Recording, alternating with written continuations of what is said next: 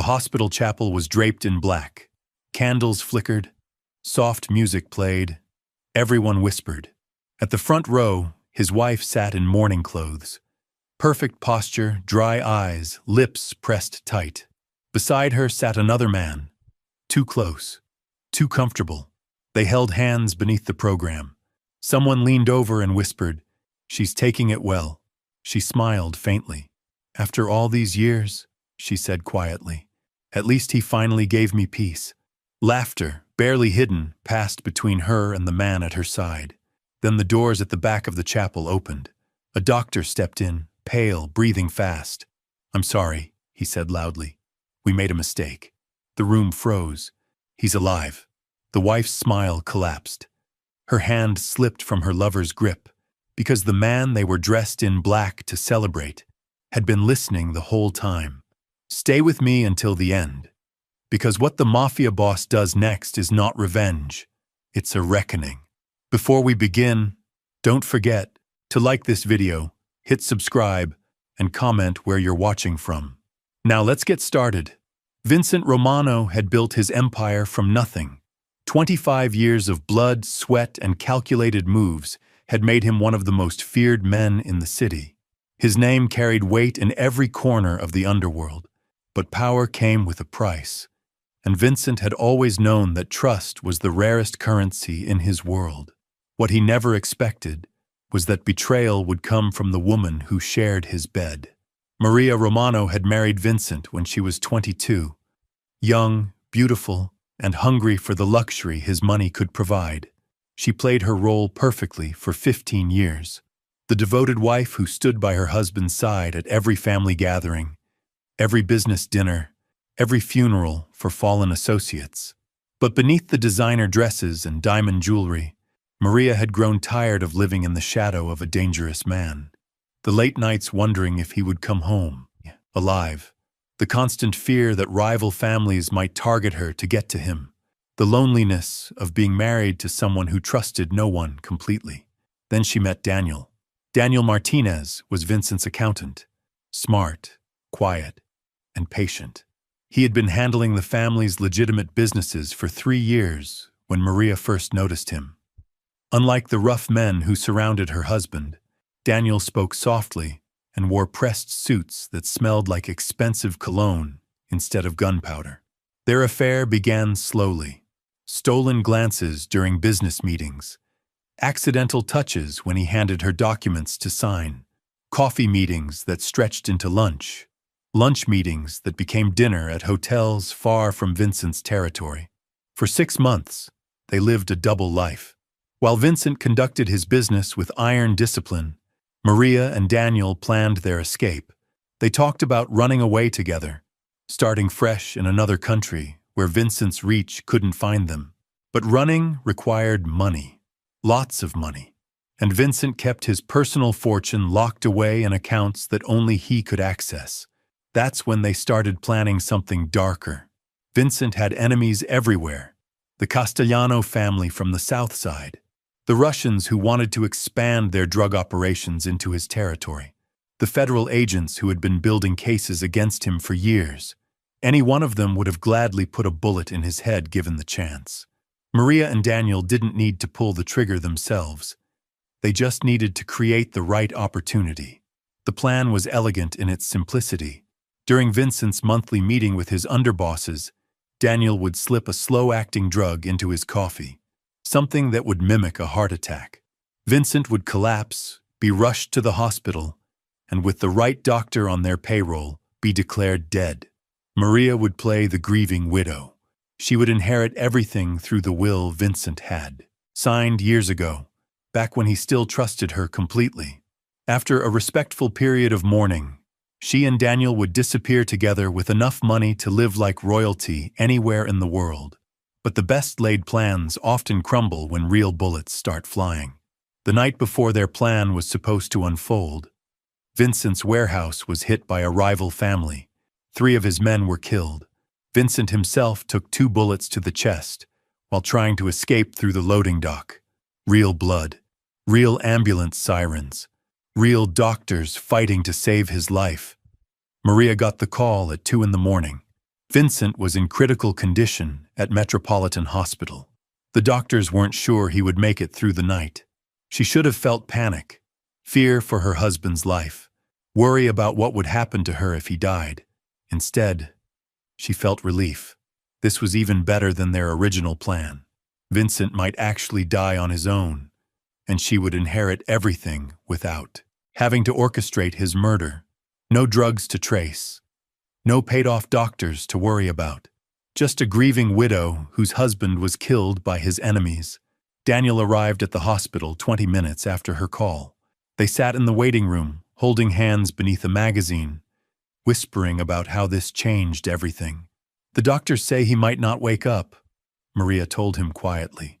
"Even if he survives, he could be in a coma for weeks." "That's perfect," Daniel replied. "We can start moving money immediately. By the time anyone realizes what's happening, we'll be long gone."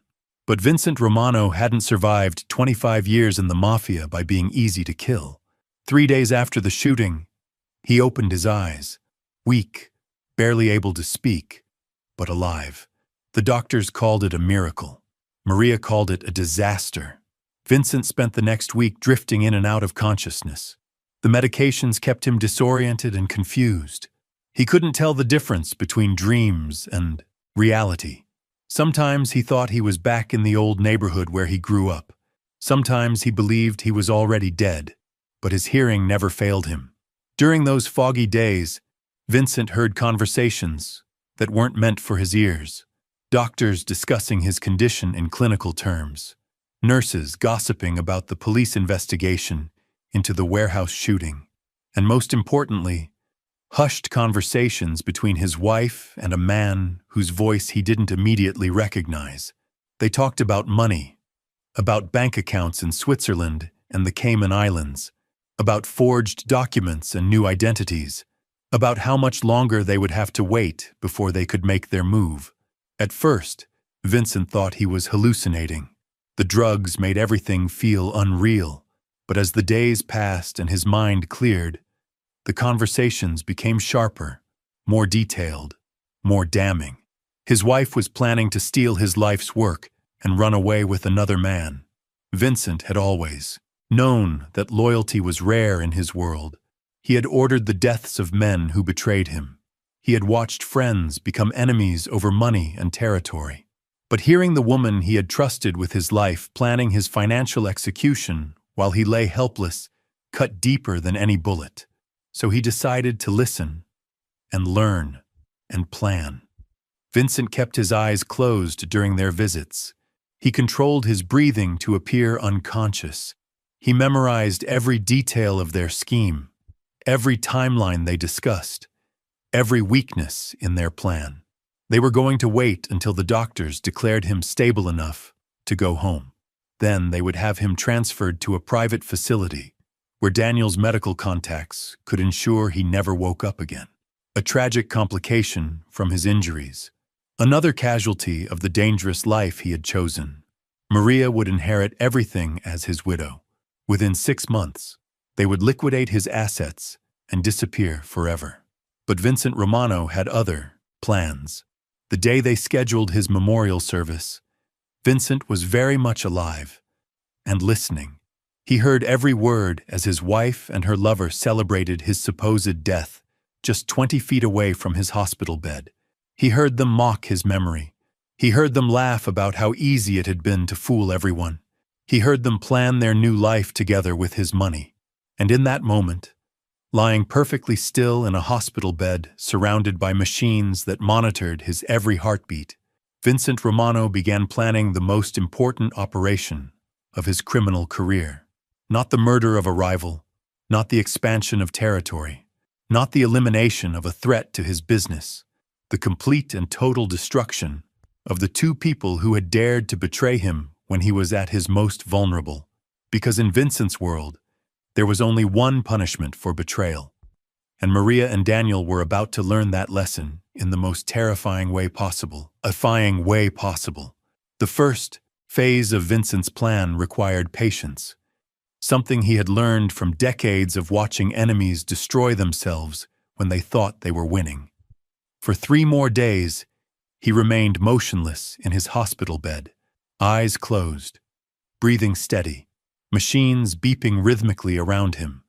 But his mind was sharp as a blade, calculating every move. Maria and Daniel grew bolder with each passing hour. They believed their secret was safe. They believed Vincent would never wake up to expose them. They believed they had won. That confidence would become their downfall. On Tuesday morning, Vincent heard Daniel's voice closer than usual.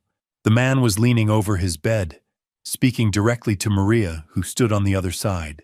"The doctors say we can transfer him to the private facility tomorrow," Daniel whispered. "Dr. Hendricks has everything ready. Within 48 hours, this will all be over." Maria's voice carried a coldness Vincent had never heard before. "Good. I'm tired of pretending to care. Do you know how exhausting it is to sit here and act like the devoted wife? Soon you won't have to act anymore," Daniel replied. "We'll be on a beach somewhere, and Vincent Romano will be nothing but a bad memory." They kissed, right there beside his bed, believing he couldn't see or hear. The sound made Vincent's blood burn, but he remained perfectly still. That afternoon, Vincent made his first move. When the nurse came to check his vitals, he squeezed her hand. Just once, barely noticeable, but enough. "Doctor," she called out excitedly. "I think he's responding." Dr. Patterson rushed in, followed immediately by Maria, who had been waiting in the hallway. Vincent could feel their eyes on him, watching for any sign of consciousness. He gave them nothing. No movement, no change in breathing, no flutter of eyelids. "Must have been a muscle spasm," Dr. Patterson concluded after several minutes of observation. "Sometimes happens with patients in his condition." But the seed of doubt had been planted. Vincent saw it in the way Maria's shoulders tensed, heard it in how Daniel's voice carried a slight tremor when he spoke to her later. "What if he did respond?" Daniel asked nervously. "What if he's more aware than we think?" "Impossible," Maria replied, but her voice lacked conviction. "The doctors said his brain activity is minimal. He's basically a vegetable." Vincent filed that insult away with all the others. The list was getting longer. Over the next 24 hours, Vincent orchestrated 3 more responses. A twitch of his finger when a nurse adjusted his blanket. A slight change in breathing when someone mentioned his name. A barely perceptible movement of his head when the television volume was raised. Each incident was subtle enough to be dismissed as coincidence. But together, they created a pattern that made everyone nervous, including Maria and Daniel. "We need to move faster," Daniel urged during one of their whispered conversations. "If there's even a chance he might wake up." "He won't," Maria insisted, but Vincent heard the fear creeping into her voice. "Even if he does, what's he going to do? He's weak as a baby. He can barely breathe on his own." Vincent almost smiled at that. They had no idea what was coming. The night before his scheduled transfer, Vincent put the final piece of his plan into motion. He had been watching the hospital staff for weeks, learning their routines, memorizing their schedules, identifying the weak links. Nurse Janet worked the late shift, single mother of 2, struggling to pay rent. Vincent had heard her on the phone with her landlord, begging for more time. When she came to check on him at midnight, Vincent opened his eyes. Janet gasped and stepped backward. "Mr. Romano, can you hear me?" Vincent's voice came out as a whisper, barely audible. "Help me." "Oh my God," Janet breathed. "You're awake. I need to call the doctor immediately." "No." Vincent's hand moved slowly, catching her wrist with surprising strength. "Listen to me first." Janet looked terrified, but she didn't pull away. "What is it?" "My wife," Vincent whispered. "She's trying to kill me tomorrow during the transfer." "That's impossible," Janet said, but her voice wavered. "She loves you. She's been here every day." Vincent's eyes locked onto hers. "Check my chart. Look at the medications they want to give me tomorrow. Then look up what those drugs really do." Janet hesitated. She glanced toward the door, then back at Vincent. "There's $50,000 in cash hidden behind the water heater in my garage," Vincent continued. "The address is on my intake form. Take it. All of it. Just help me stop them." $50,000. More money than Janet would make in 2 years of nursing. More than enough to solve her problems and give her children a better life. "What do you want me to do?" she asked quietly. Vincent smiled for the first time in weeks. "Switch my IV bag with saline. Nothing else. No drugs, no sedatives, just salt water. But if the doctors find out, they won't. Because tomorrow morning, you're going to call in sick. By the time anyone realizes what happened, you'll be long gone with that money." Janet stared at him for a long moment. Then she nodded. "One more thing," Vincent added. "When my wife and her boyfriend show up tomorrow, tell them I had a bad reaction during the night. Tell them I'm completely unresponsive now. Make them believe it worked." The next morning, Vincent lay perfectly still as chaos erupted around his bed. "What happened?" Maria demanded as Dr. Hendricks examined Vincent's motionless form. "I'm not sure," the doctor replied, his voice tense with confusion. "His vitals crashed around 3 a.m. We had to increase his medication significantly." Daniel stepped closer, studying Vincent's face. "Is he?" "He's alive, but barely," Dr. Hendricks said. "I'm afraid the transfer will have to be postponed. He's too unstable to move." Vincent watched through barely open eyelids as Maria and Daniel exchanged glances. Relief and frustration warred on their faces. "How long before he stabilizes?" Maria asked. "Hard to say. Could be days. Could be weeks." That wasn't the answer they wanted to hear. Vincent could sense their growing anxiety. Every day that passed was another day their secret might be exposed. Another day someone might start asking questions about their relationship. "Doctor," Daniel said carefully, "given his condition, what are his actual chances of recovery?" Dr. Hendricks shook his head gravely. "Honestly, very poor. Even if he stabilizes, the brain damage from oxygen deprivation during the shooting," he trailed off diplomatically. "So he's never going to wake up?" Maria pressed. "I wouldn't count on it." Vincent almost laughed. If only they knew that every word they spoke was being recorded in his memory. Every plan they made was being added to his growing list of evidence. Because Vincent Romano wasn't just planning to survive their betrayal.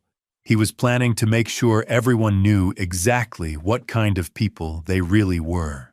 The next phase would require more than just patience. It would require the kind of cold, calculated brutality that had made his name feared throughout the city. And Maria and Daniel were about to discover that the man they thought they had destroyed was about to rise from the dead, with 25 years of criminal expertise at his disposal. Because in Vincent's world, betrayal wasn't just a crime. It was a death sentence. It was a death sentence. The wheels of Vincent's plan began turning faster than Maria and Daniel could imagine. While they believed they controlled his fate, Vincent was orchestrating their destruction from his hospital bed. 3 days after the failed transfer, Vincent made his next calculated move. During the morning shift change, he caught the attention of Dr. Patterson with a subtle hand gesture, just enough to seem accidental, but deliberate enough to plant more doubt.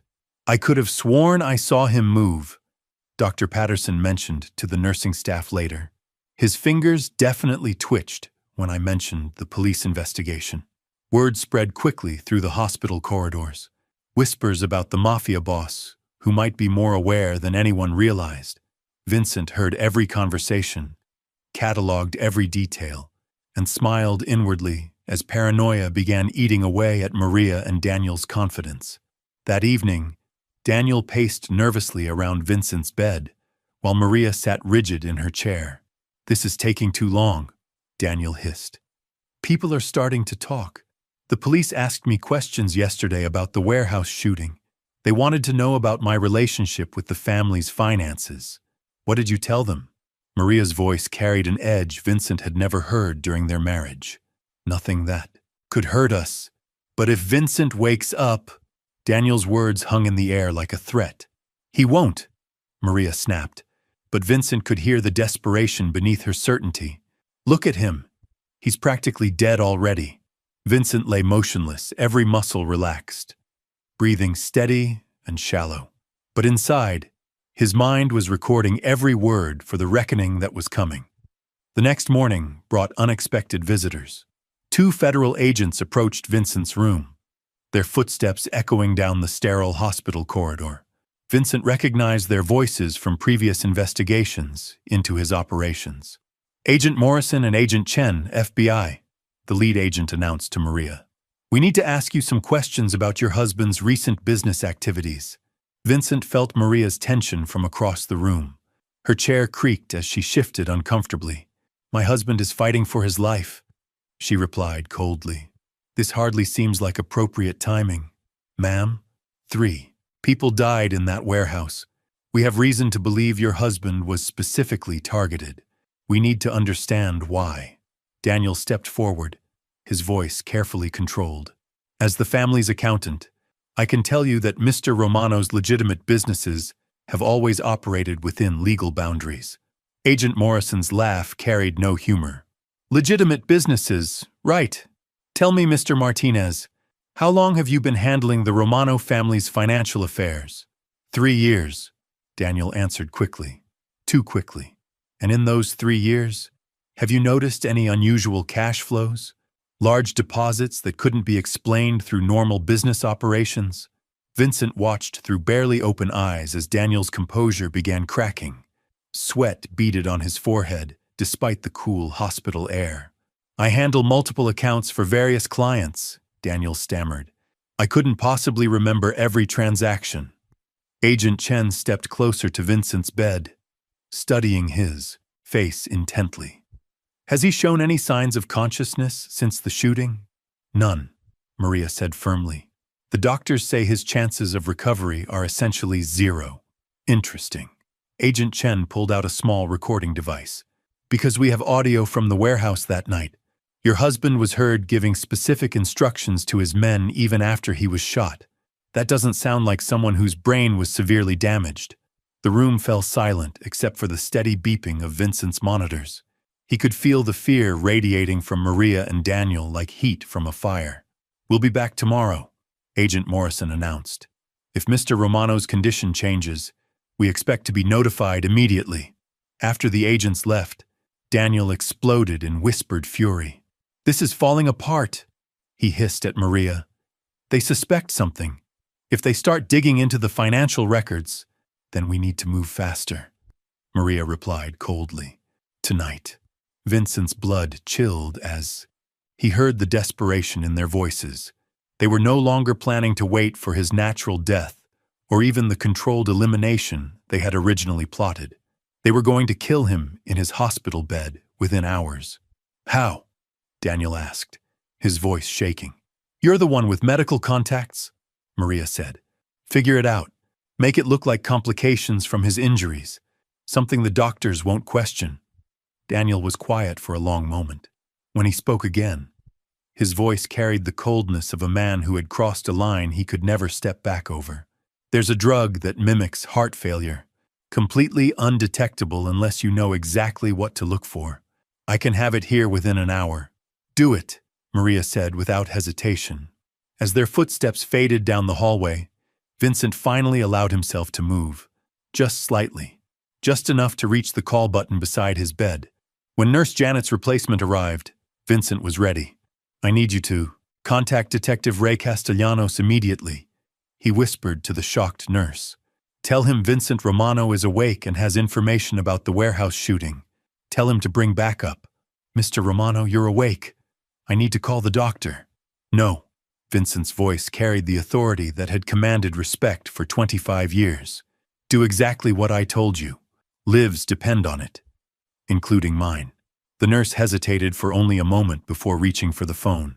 30 minutes later, Detective Castellanos arrived with 3 uniformed officers. Vincent had worked with the detective before, during territorial disputes that required police intervention. They understood each other. Vincent, Castellanos said quietly, approaching the bed. We heard you were in a coma. I've been listening, Vincent replied, his voice stronger now. My wife and her lover are planning to kill me tonight. They've been stealing money and planning to disappear. They think I'm brain dead. Castellanos pulled out a recording device. Tell me everything. For the next 20 minutes, Vincent detailed every conversation he had overheard. Every plan Maria and Daniel had made, every timeline they had discussed, every crime they intended to commit. "We'll need proof," Castellanos said, when Vincent finished. Vincent smiled for the first time since waking up. "They're bringing poison to inject into my IV line tonight. All you need to do is wait." At 11 p.m., the hospital corridor was nearly empty. Only the soft sound of footsteps on polished floors and the distant hum of medical equipment filled the air.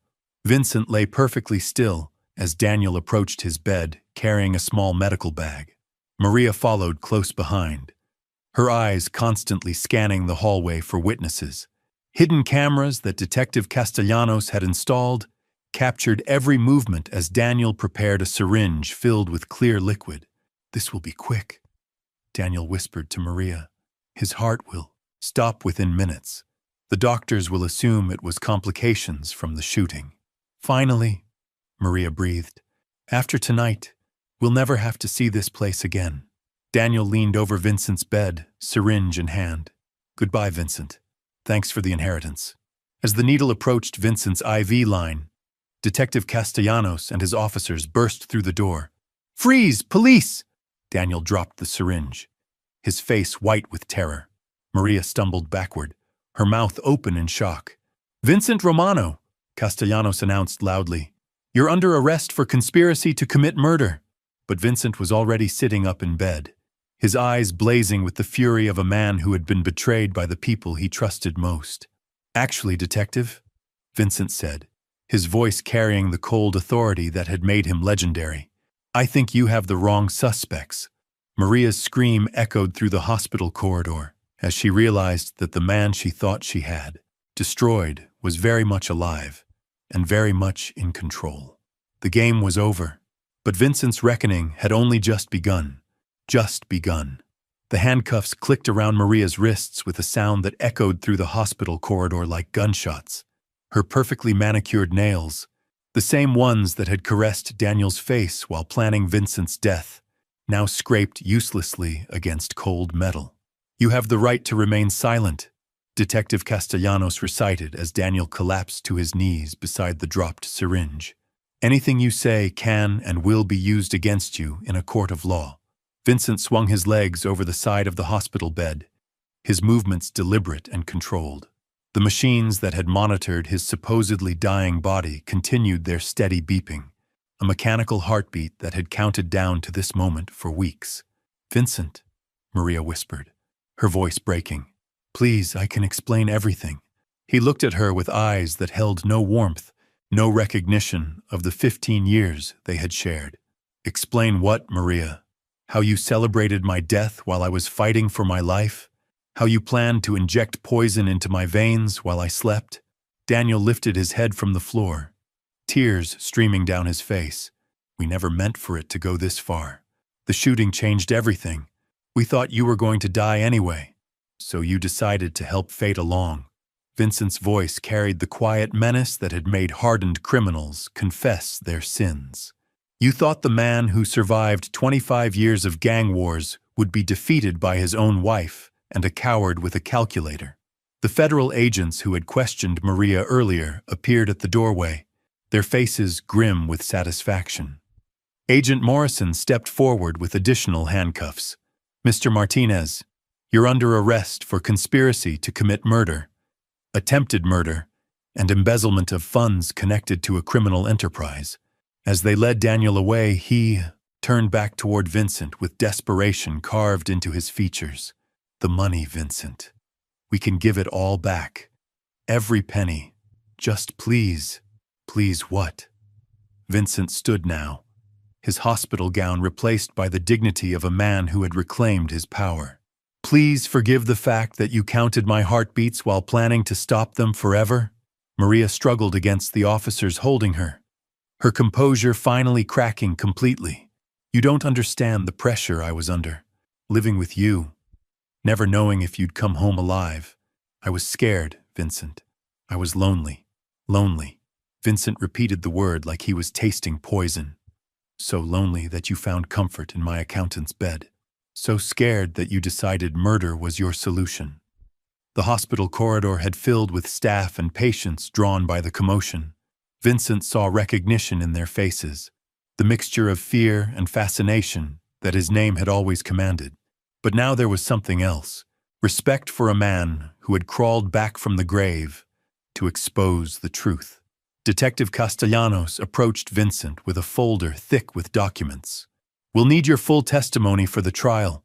Everything you heard. Every detail you remember. You'll have it all," Vincent replied. "But first I want to know how deep this goes. Who else knew? Who else was involved?" Maria's head snapped up, panic flashing in her eyes. "No one else knew, Vincent. I swear it was just Daniel and me." But Vincent had spent decades reading lies in people's faces. "Detective, I suggest you examine my wife's phone records very carefully. Check her communications with Dr. Hendricks, the man who was supposed to oversee my transfer to that private facility." Agent Chen stepped forward, understanding immediately. "You think the doctor was part of the conspiracy? I think my wife is smarter than she pretends to be, and greedier than I ever imagined." As if summoned by his words, Dr. Hendricks appeared at the end of the hallway, his face pale as he saw the scene unfolding. He turned to leave, but two uniformed officers were already moving to intercept him. "Going somewhere, Doctor?" Agent Morrison called out. Vincent watched as the final piece of the conspiracy crumbled. The doctor who had been ready to declare him brain dead, the man who would have signed papers authorizing Maria to make medical decisions, the professional who would have administered the fatal injection and ruled it a tragic complication. "How much did they pay you?" Vincent asked as they brought Dr. Hendricks closer. The doctor's shoulders sagged in defeat. 50,000. They promised it would look natural. No one would ever know. $50,000 to murder a patient in your care. Vincent's voice carried disgust that made everyone in the corridor step back. "The same amount I offered my nurse to help save my life." Maria looked between Vincent and Dr. Hendricks, her face twisting with rage. "You knew. You've been awake this whole time, listening to everything. I heard every word, Maria, every laugh, every plan, every moment you celebrated my death while I fought to stay alive." The weight of her betrayal settled over the corridor like a heavy blanket. Vincent had survived bullets and bombs, rival families and federal investigations. But the woman who had promised to love him in sickness and health had been the one to push him closest to the grave. "Take them away," Detective Castellanos ordered. As the officers led Maria past Vincent toward the elevator, she stopped and looked at him one final time. "I did love you once, Vincent. Before the fear, before the loneliness, before I realized that loving you meant waiting every day for a phone call telling me you were dead." Vincent watched her disappear into the elevator, her black mourning dress a cruel irony against the handcuffs that bound her wrists. The woman who had worn widow's clothes to celebrate his death was now dressed perfectly for her own funeral. The hospital corridor fell quiet, except for the steady beeping of machines and the distant sound of sirens. Vincent Romano had risen from what everyone believed was his deathbed, not through miracle or luck, but through the cold calculation that had built his empire. In the end, Maria and Daniel had made the same mistake that had destroyed countless others who challenged Vincent Romano. They had mistaken silence for weakness, stillness for defeat, and loyalty for stupidity. Vincent had learned long ago that the most dangerous enemies were often the ones sleeping beside you, but he had also learned that patience, properly applied, could turn any betrayal into justice. The moral of Vincent's story is simple but brutal. When people believe you are powerless, they reveal who they truly are, and when they celebrate your fall, they prepare the stage for their own destruction.